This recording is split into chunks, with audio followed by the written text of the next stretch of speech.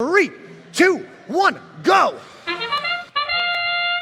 At the start of the match, you see both human players and robots into the hubs.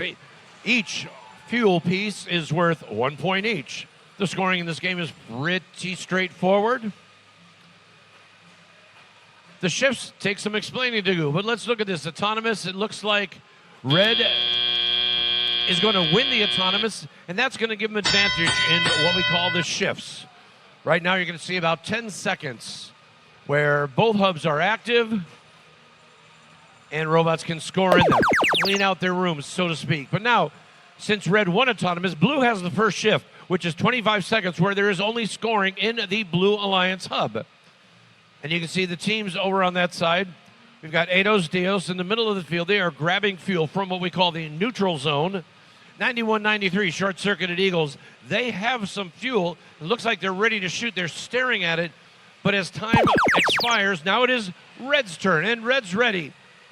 Check out 228. That is Gus in the red robot over on the red side of the field. We have Eidos Dios, 71-53, playing some defense. In the middle of the field, we have Prometheus, 27-85 from Kent, Connecticut. And they're shuttling fuel from the neutral zone to their partners so they can score. And Gus is doing a terrific job of that. You can see their score is climbing up to 44 points so far. But now it is Blue's turn. Let's see if Blue is ready this time to get some scoring. But we have some shots being fired, but they are not quite making it in. Little calibration needed. There we go. 91-92, short-circuited Eagles. Now they've got their shot down, and they are scoring, so their score is climbing one by one. They have about 5 seconds left on this blue side shift. Red is ready. Look at that. Gus is loaded for bear. Getting all their shots in. Gentle shots up and over, but then 71-53 is trying to turn them sideways so they miss their aim. Trying to do what they can do for that, and now Gus seems to be a little flustered. None of those shots just went in there.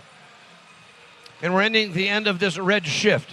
Now, at the end of this, both hubs are going to be active, and now teams can get their final scoring in, and it looks like a 32-point lead for the Red Alliance. Gus is heading towards the middle of the field. They are gathering fuel with their collector, storing it in a hopper, being chased around by Eidos Dios, 71-53, trying to do some defense. Defense can become very important when we get to the playoffs. Gus is back in their zone.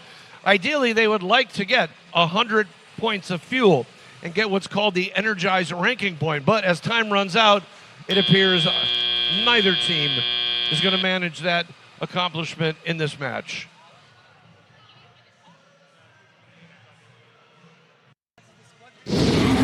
And here are the results of that match. It was won by the Red Alliance. Final score there was 60-28.